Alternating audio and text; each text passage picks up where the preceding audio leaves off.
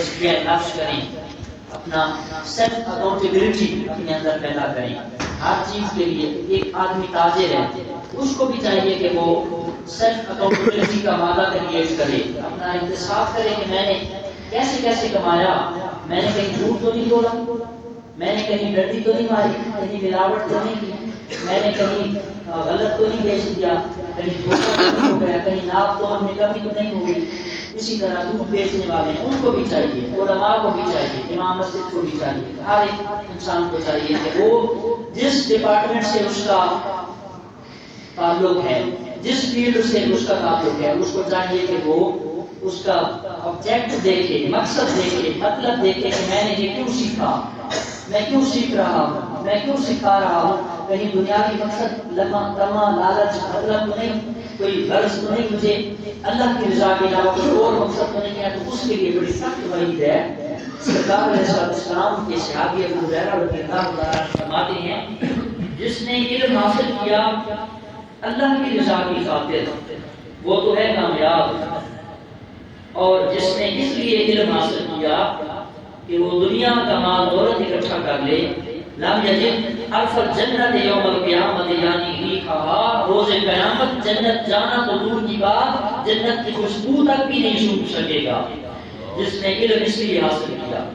اور سخت یہ ہے، وعید ہے، اور سخت تاکید ہے، عذاب ہے کہ جو آدمی اس لیے علم سیکھے کہ وہ دنیا کا مال دولت اکٹھا کرے، جمع کرے، تو فرمایا لم یجد عرف الجنت، وہ جنت کی خوشبو تک بھی نہیں پا سکے گا. حالانکہ جنت کی خوشبو تو سینکڑوں ہزاروں کلومیٹر سے دور سونگھی جا سکتی ہے، جیسا کہ حدیث کی کتابوں میں موجود ہے، لیکن وہ شخص جنت کی خوشبو تک سے بھی محروم رہے گا جس نے علم اللہ کی رضا کے علاوہ کسی اور کہ لوگ واہ واہ کہیں، یا پیسہ ملے گا، یا شہرت ملے گی، یا کسی بھی اور لوگ عالم فاضل کہیں گے، مفتی کہیں گے، علامہ زمان، فہام زمان کہیں گے.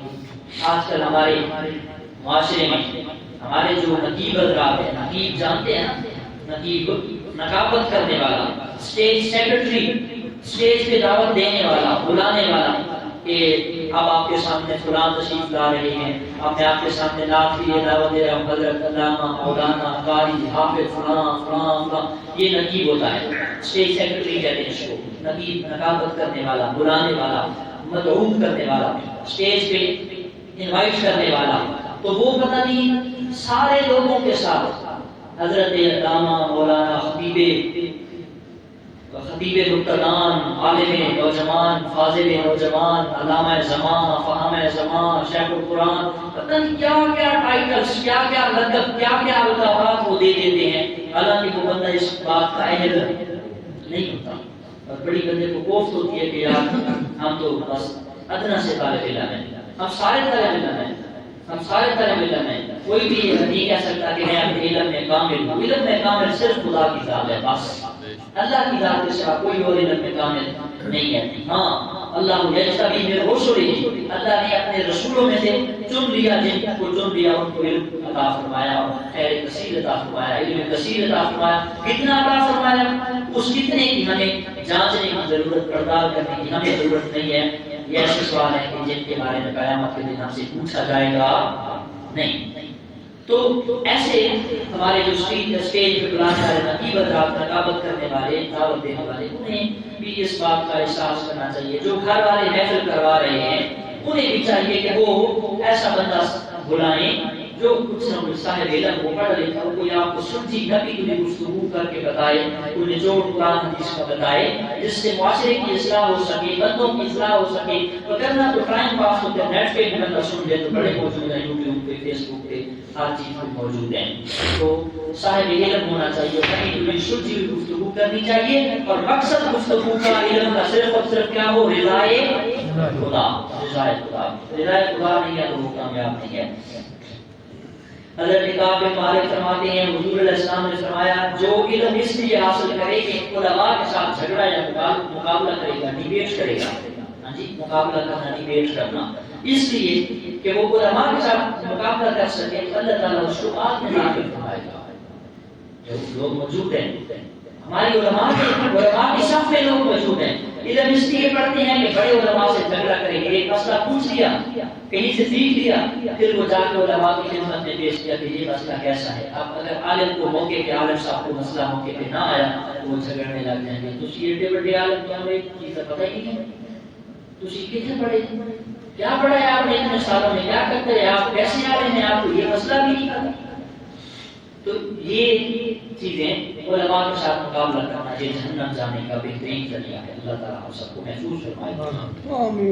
حضرت ابو ہریرہ فرماتے ہیں جس نے خوبصورت باتیں دین علم فقہ اس لیے سیکھا کہ لوگوں کا دل جیت لے، لوگ میرے طرف اٹریکٹو مطلب باتیں سنائے ان کو، لوگوں کو قائل مائل کرے، اپنی طرف کھینچے لوگوں کو۔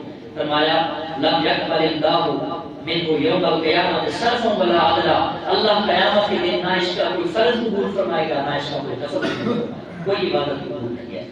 جو بندہ اس لیے علم حاصل کرے، اس لیے لوگوں کو پڑھائے، سکھائے، بتائے، سمجھائے، دین سیکھے اور سکھائے آگے کہ لوگوں کا دل جیت لے، کہ لوگوں کے اندر واہ واہ بھلے بھلے سبحان اللہ، آئے کمال ہو، آئے چس آگے، آئے کی جو ہے بین رات کی کس طرح اگر کوئی اپنے دل کے اندر یہ خواہش پیدا کرے کہ میں اس لیے تقریر کر رہا ہوں کہ لوگ مجھے واہ واہ کہیں، تو فرمایا اس کے قیامت کے دن اس کے لیے کوئی فرض قبول نہیں، کوئی نفل قبول نہیں۔ یہ سارا علماء کے لیے ہے۔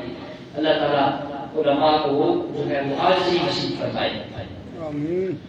حضرت قتادہ فرماتے ہیں، انس بن مالک فرماتے ہیں حضور صلی اللہ علیہ وسلم نے فرمایا میں تمہیں سب سے بڑے سخی کے متعلق خبر نہ دو، پھر خود فرمایا کہ اللہ سب سے بڑا سخی ہے، اللہ سب سے بڑا کریم ہے، بڑا سخی ہے۔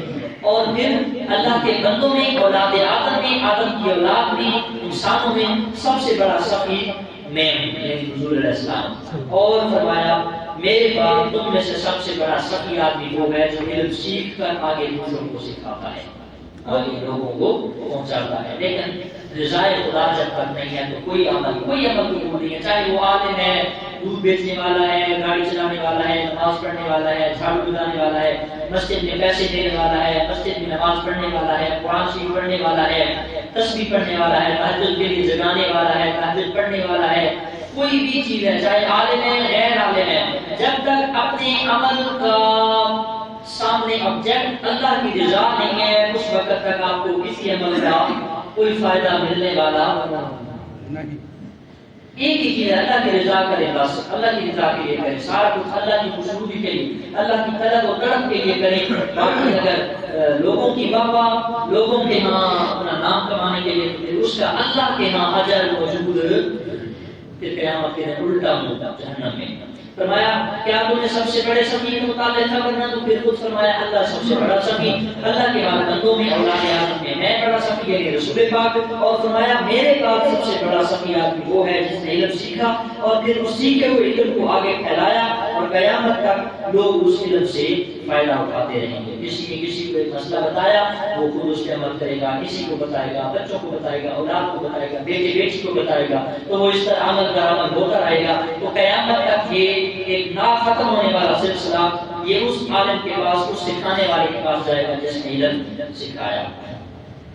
حضور نے فرمایا چار بندے ایسے ہیں جن کا اجر و ثواب بعد از وصال قبر کے جانے کے بعد بھی ان کو پہنچتا رہتا ہے۔ ان میں سے ایک شخص وہ ہے جس نے اللہ کی رضا کے علم سیکھا پھر سکھایا، یہ اجر اس وقت تک جاری رہے گا جب تک اس علم پر عمل ہوتا رہے گا، جب تک وہ عمل کرتا رہے گا اس وقت تک یہ اس آدمی کو قبر کے اندر بھی ثواب پہنچتا رہے گا۔ تو ہمیں چاہیے کہ ہم جہاں سے جو کچھ سیکھیں خود اپلائی کریں، خود فالو کریں، عمل کریں، اور پھر آگے لوگوں تک پھیلانا شروع کر دیں۔ گھر والوں کو دیں، بچوں کو دیں، محلہ والوں کو بتائیں کہ میں نے یہ مسئلہ سیکھا، آپ بھی یہ سیکھ لو، میں نے یہ پڑھا، آپ بھی یہ پڑھ لو، میں نے یہ بات سمجھ لیجیے، آپ بھی اس بات کو سمجھ لو، میں نے اس پہ عمل کیا، آپ بھی اس پر عمل کر لو۔ تو یہ ہمارے لیے صدقہ ہے، کیا بنے گا؟ صدقہ ہے جاریہ۔ مرنے کے بعد اس کا قبر کے اندر پہنچ گیا، پھر بھی اس کا ثواب ختم، ثواب آپ کا اس کا کنیکشن جڑا ہوا ہے۔ تو جب تک اس پہ عمل ہوتا رہے گا، جب تک لوگ سیکھتے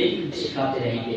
علماء کو چاہیے کہ وہ اپنا نظر، اپنی نظر کے سامنے، اپنے دل کے سامنے اللہ کی رضا کو رکھیں۔ یہ نہیں کہ لوگوں کے ہاں شہرت ملے، لوگ واہ واہ کریں یا لوگ پیسہ دیں، دنیا جمع کرے. یہ اس کے لیے سخت وعید اور سخت عذاب کی تاکید ہے. اللہ سے دعا ہے اللہ ہم سب کے دلوں کو دنیاوی مقصدوں ناراض اور شفاف فرمائے. اللہ ہم سب کو ہر عمل اپنے رضا کے لیے کرنے کی توفیق عطا فرمائے. صاحب ہمارا ٹاپک چل رہا ہے اصلاح معاشرہ. اصلاح معاشرہ. مجھے جو اس معاشرے میں سب سے جو بڑی گڑبڑ نظر آ رہی ہے وہ قانون وراثت ہے. جی بہت. اور کبھی بھی کسی عالم دین کو سٹیج پہ اس کو بیان کرتے ہوئے میں نے مجھے یوں لگتا ہے کہ شرک کے سے بھی یہ بڑا جرم ہے کیونکہ شرک توبہ سے ہٹ جاتا ہے. اس قانون کو بیان کرنے کے بعد اللہ نے فرمایا کہ اللہ بھدے جو ان کو توڑے گا وہ ہمیشہ ہمیشہ جہنم کی آگ میں رہے گا. باقی تمام جرائم کے آگے ہے مدتوں جہنم کی آگ میں رہے گا. جس کے آگے ہے وہ ہمیشہ ہمیشہ رہے گا. یہ کہانی آپ جو ہے نا اتنے دن لگتے ہیں نا اس کو بریفلی سمجھائیں ہمیں کہ جس دن کوئی